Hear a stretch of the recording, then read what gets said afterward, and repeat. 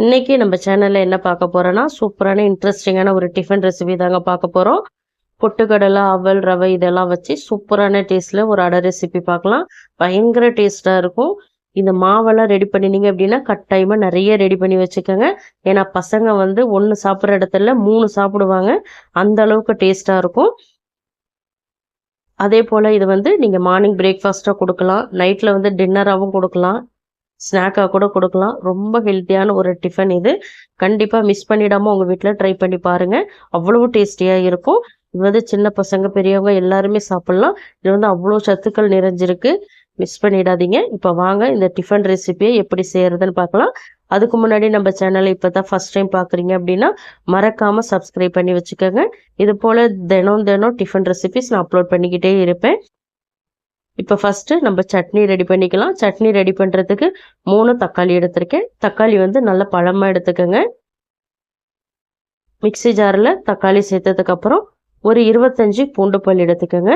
நான் சின்னது பெருசுமாக கலந்து எடுத்திருக்கேன். இப்போ கொஞ்சமாக கொத்தமல்லி இலை எடுத்துக்கோங்க. கொத்தமல்லி இலையை நல்லா தண்டோடு எடுத்துக்கோங்க. ரொம்ப அதிகமாக சேர்த்துற வேணாம், கொஞ்சமாக சேர்த்துக்கிட்டா போதும். இப்போ இதில் வந்து சின்னது துண்டு புளி சேர்த்துக்கலாம். புளியும் ரொம்ப அதிகமாக சேர்த்துற வேணாம், நான் வீடியோவில் காட்டுறேன் பாருங்க. இந்த அளவுக்கு சேர்த்துக்கங்க போதும். இப்போ உப்பு சேர்த்துக்கலாம். ஒரு 1/2 டீஸ்பூன் அளவுக்கு சுகர் சேர்த்துக்கங்க. இப்போ இது எல்லாத்தையுமே தண்ணி எதுவுமே சேர்க்காம நல்லா நைஸாக அரைச்சிட்டு வந்துடுங்க. இது அரைக்கிறதுக்கு தண்ணி தேவைப்படாது. இப்போ பார்த்தீங்கன்னா நான் அரைச்சிட்டு வந்துட்டேன். நல்லா நைஸாக அரைச்சிக்கணும். இப்போ வந்து இந்த சட்னியை தாளிச்சுக்கலாம். தாளிக்கிறதுக்கு பேன் ஹீட் பண்ணி அதில் வந்து ஒரு 2 டேபிள் ஸ்பூன் எண்ணெய் சேர்த்துக்கோங்க. எண்ணெய் நல்லா சூடானதுக்கப்புறம் ஒரு 1/2 டீஸ்பூன் கடுகு சேர்த்துக்கோங்க. கடுகு பொரிஞ்சதுக்கப்புறம் ஒரு 1/4 டீஸ்பூன் பெருங்காயத்தூள் சேர்த்துக்கோங்க. இதில் வந்து பெருங்காயத்தூள்லாம் கட்டாயமாக சேருங்க. இப்போ ஒரு கொத்து அளவுக்கு கருவேப்பிலை சேர்த்துக்கோங்க. கருவேப்பிலை பொரிஞ்சதும் நம்ம அரைச்சி வச்சிருந்த அந்த தக்காளி விழுதை இதில் சேர்த்துக்கலாம். இப்போ வந்து கொஞ்சமாக தண்ணி சேர்த்துக்கலாம். தண்ணி ரொம்ப அதிகமாக சேர்த்துறாதீங்க, கொதிக்கிறதுக்கு டைம் எடுக்கும். அதனால் கொஞ்சமாக சேர்த்துட்டு இப்போ மிளகாய்த்தூள் சேர்த்துக்கோங்க. காரத்துக்கு நான் வந்து தனி மிளகாய்த்தூள் தான் சேர்க்குறேன். நீங்கள் காஷ்மீர் மிளகாய்த்தூள் சேர்க்குறதா இருந்தால் கூட சேர்த்துக்கோங்க. இப்போ இது எல்லாத்தையுமே ஒரு தடவை நல்லா கலந்து விட்டுறலாம். கலந்து விட்டுட்டு ஒரு மூடி சேர்த்துட்டு 10 நிமிஷம் மீடியம் ஃப்ளேமில் குக் பண்ணிக்கோங்க. ஏன்னா தக்காளி, மல்லி இலை எல்லாமே பச்சையாக தான் அரைச்சிருக்கோம். பச்சை வாசனை போக நல்லா குக் ஆகட்டும். 10 நிமிஷம் வெயிட் பண்ணுவோம். கண்டிப்பாக மூடி சேர்த்துட்டு குக் பண்ணுங்கள், இல்லைன்னா மேலையெல்லாம் நல்லா தெரிச்சிரும். இப்போ 10 நிமிஷம் ஆயிடுச்சு. சட்னி ரெடி ஆயிடுச்சு. பாருங்கள், எண்ணெயெல்லாம் பிரிஞ்சு வந்திருக்கு பாருங்கள். சட்னி நல்லா சுருண்டு பொதிஞ்சு வந்துருச்சு. ஒரு தடவை நல்லா கலந்து விட்டுக்கோங்க. கலந்து விட்டுட்டு வெளியில் எடுத்துக்கலாம். அவ்வளோதான், சட்னி ரெடி ஆயிடுச்சு. சூப்பராக இருக்கும். இட்லி தோசைக்கெல்லாம் வச்சு சாப்பிடுங்க, அவ்வளோ டேஸ்ட்டாக இருக்கும். இப்போ ஃபைனலாக கொஞ்சமாக கொத்தமல்லி இலை சேர்த்து கலந்து விட்டு இறக்கிக்கலாம். இந்த சட்னி பார்த்தீங்கன்னா நீங்கள் 2-3 நாள் ஸ்டோர் பண்ணி வச்சு கூட சாப்பிட்லாம். ரொம்ப நல்லாயிருக்கும். நான் வந்து ரிஃபைண்ட் ஆயில் தான் இந்த சட்னிக்கு யூஸ் பண்ணியிருக்கேன். நீங்கள் நல்லெண்ணெய், கடலெண்ணெய் கூட யூஸ் பண்ணிக்கலாம். இன்னும் டேஸ்ட்டு கூடுதலாக கிடைக்கும். இப்போ வந்து நம்ம தோசை வந்து ரெடி பண்ணிக்கலாம். தோசை ரெடி பண்ணுறதுக்கு பார்த்தீங்கன்னா ஒரு 10 நிமிஷம் தான் ஆகும். அவ்வளோ ஈஸியாக செஞ்சு முடிச்சிடலாம். இப்போ ஒரு கடாய் ஹீட் பண்ணிக்கோங்க. அதில் 1 கப் வந்து வெள்ளை அவல் சேர்த்துக்கோங்க. இதெல்லாம் கிட்டத்தட்ட ஒரு 100 கிராம் அளவுக்கு இருக்கும். ரவை வந்து 1 கப் சேர்த்துக்கோங்க. ஜவ்வரிசி வந்து ஒரு 1/2 கப் அளவுக்கு சேர்த்துக்கோங்க. பொட்டுக்கடலை வந்து 1 கப் வரைக்கும் சேர்த்துக்கோங்க.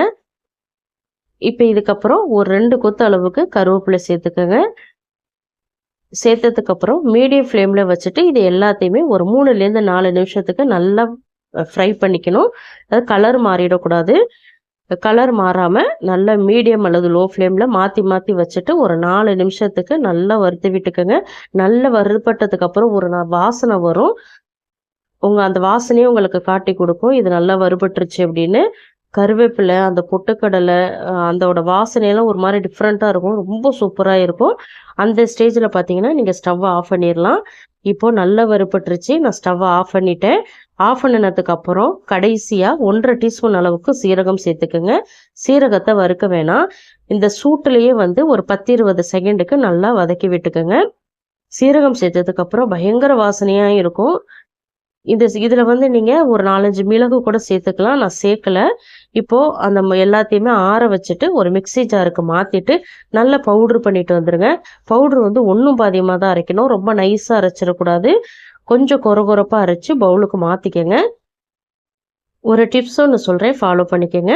வேலைக்கு போகிற உமனாக இருந்தாலும் சரி, அல்லது வீட்டில் இருக்கிறவங்களுக்கும் சரி, இந்த மாவை வந்து நீங்கள் ஒரு தடவை ரெடி பண்ணி வச்சுக்கிட்டீங்க அப்படின்னா நீங்கள் தேவைப்படும் போதெல்லாம் எடுத்து தண்ணியில் கலந்து ஒரு 2 வெங்காயத்தை கட் பண்ணி போட்டு நீங்கள் அடை தோசை மாதிரி ரெடி பண்ணிக்கலாம். ரொம்ப சூப்பராக இருக்கும்.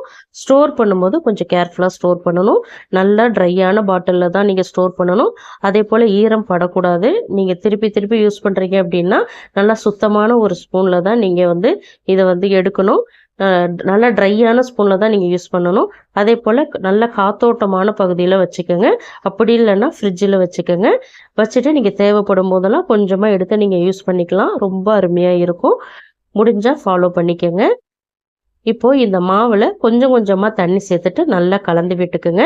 ஏன்னா ரவை, அவல், பொட்டுக்கடலைலாம் சேர்த்துருக்கிறதுனால தண்ணி வந்து நல்லா இழுக்கும்.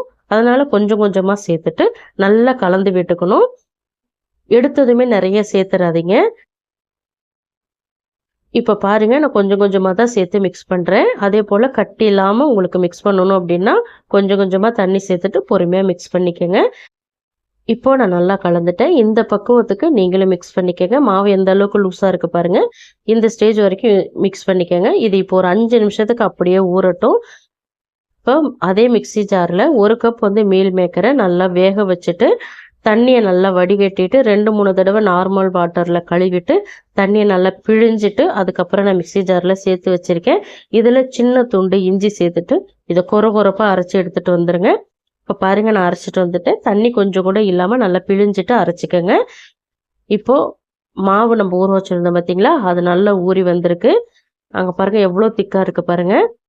மாவு நல்லா தண்ணி நல்லா இழுத்துருச்சு.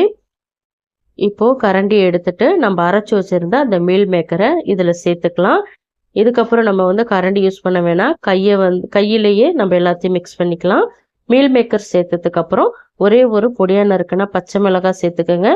ஒரு 3லேருந்து 4 வெங்காயம் சேர்த்துக்கோங்க. வெங்காயம் எந்த அளவுக்கு சேர்க்குறீங்களோ அந்த அளவுக்கு இந்த அடை தோசை வந்து ரொம்ப டேஸ்டியாக இருக்கும்.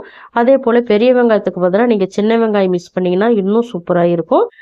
இப்போ பொடியாக நறுக்குனா கொத்தமல்லி இலை சேர்த்துக்கிறேன். உப்பு சேர்த்துக்கிறேன். உப்பு சேர்த்ததுக்கப்புறம் 1 டீஸ்பூன் மிளகுத்தூள் சேர்த்துக்கோங்க. ஒரு 1/2 டீஸ்பூன் வந்து சில்லி ஃப்ளேக்ஸ் சேர்த்துக்கோங்க. இதுக்கு காரம் வந்து இந்த மிளகுத்தூள், ஒரு மிளகாய், இந்த சில்லி ஃப்ளேக்ஸ் இது மட்டும்தான். அதனால் பார்த்து சேர்த்துக்கோங்க. இதை மறுபடியும் ஒரு தடவை கையை வச்சு நல்லா கலந்து விட்டுக்கோங்க. ரொம்ப திக்காயிடுச்சு அப்படின்னா தண்ணி தெளிச்சுட்டு நீங்கள் மிக்ஸ் பண்ணிக்கலாம். இப்போ நான் வீடியோவில் காட்டுற அளவுக்கு நீங்கள் மிக்ஸ் பண்ணிக்கணும். எந்த அளவுக்கு மாவு நல்லா லூஸாக இருக்குது பார்த்தீங்களா, இது போல் நீங்கள் மிக்ஸ் பண்ணிக்கணும். இப்போ வந்து நம்ம தோசைக்கல்லில் தட்டி எடுத்துக்கலாம். நீங்கள் டைரெக்டாக தோசைக்கல்லே தட்டுங்க, ரொம்ப ஈஸியாக வரும். கஷ்டப்பட தேவையில்லை. தோசைக்கல்லை நல்லா லோ ஃப்ளேமில் வச்சுக்கோங்க. வச்சுட்டு நீங்கள் தட்டுனீங்கன்னா ஈஸியாக தட்ட வரும். ரொம்ப மெலிசாக தட்ட வேணாம், ஓரளவுக்கு மீடியமாக தட்டிக்கங்க. இப்போ நல்லா தட்டிட்டேன். இது நல்லா வேகட்டும். மீடியம் அல்லது லோ ஃப்ளேமில் வச்சுட்டு வேக வைங்க. மூடி சேர்க்கணுன்னு அவசியம் இல்லை. இப்போ மேலே எண்ணெய் சேர்த்துக்கலாம். எண்ணெய் கொஞ்சம் தாராளமாகவே சேர்த்துக்குங்க. இப்போ இது நல்லா பொறுமையாக குக் ஆகட்டும். நம்ம திருப்பி விட்டு இன்னொரு சைடு குக் பண்ணிக்கலாம். இப்போ வீடியோவில் காட்டுறேன் பார்த்தீங்களா, இந்த ப்ரௌன் கலருக்கு 2 சைடுமே நல்லா குக் ஆகணும். அதனால் திருப்பி விட்டு பொறுமையாக குக் பண்ணிக்கங்க. மேலே ட்ரையாக இருக்கிறதுனால ஒரு 1/2 டீஸ்பூன் அளவுக்கு எண்ணெய் சேர்த்துக்கிறேன். எண்ணெய் சேர்த்துட்டு நல்லா தடவி விட்டுக்கோங்க. நல்லா கொஞ்சம் அழுத்தம் கொடுத்து இதை குக் பண்ணுங்க. உள்ளாரெல்லாம் நல்லா வெந்து வரணும். அதனால தான் ரொம்ப ஃப்ளேவராக இருக்குங்க. இது வித்தியாசமான டேஸ்ட்டாக இருக்கும். அவ்வளோ அருமையாக இருக்கும். பசங்களுக்கு செஞ்சு கொடுத்து பாருங்களேன். இதை வாரத்தில் கண்டிப்பாக 7 நாளும் செய்ய சொல்லி கேட்பாங்க.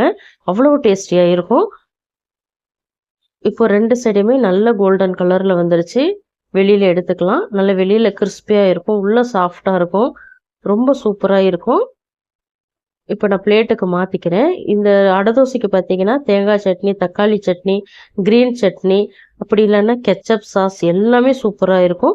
பசங்களுக்கு கொடுக்குறீங்க அப்படின்னா தேங்காய் சட்னி கொடுங்க, அப்படி இல்லைன்னா கெச்சப் வச்சு கொடுங்க. சூப்பராக சாப்பிடுவாங்க. இந்த ரெசிபியை கட்டாயமாக உங்கள் வீட்டில் ட்ரை பண்ணி பாருங்கங்க. மிஸ் பண்ணிடாதீங்க. ட்ரை பண்ணி பார்த்துட்டு உங்கள் ஃபீட்பேக்கை மறக்காமல் எனக்கு கமெண்டில் சொல்லுங்கள். இந்த ரெசிபி கட்டாயமாக உங்களுக்கு பிடிச்சிருக்குன்னு நம்புகிறேன். பிடிச்சிருந்தால் லைக் பண்ணுங்கள். உங்கள் ஃப்ரெண்ட்ஸ் அண்ட் ஃபேமிலி மெம்பர்ஸ் எல்லாருக்குமே நிறைய ஷேர் பண்ணி விடுங்க. இது போல் இன்ட்ரெஸ்டிங்கான ரெசிபிஸ் தெரிஞ்சுக்கணும்னு நினச்சிங்கன்னா மறக்காமல் அனிதா டேஸ்ட் கார்னர் தமிழ் சேனலை சப்ஸ்கிரைப் பண்ணி ஃபாலோ பண்ணிக்கோங்க. தேங்க்ஸ் ஃபார் வாட்சிங். பாய்.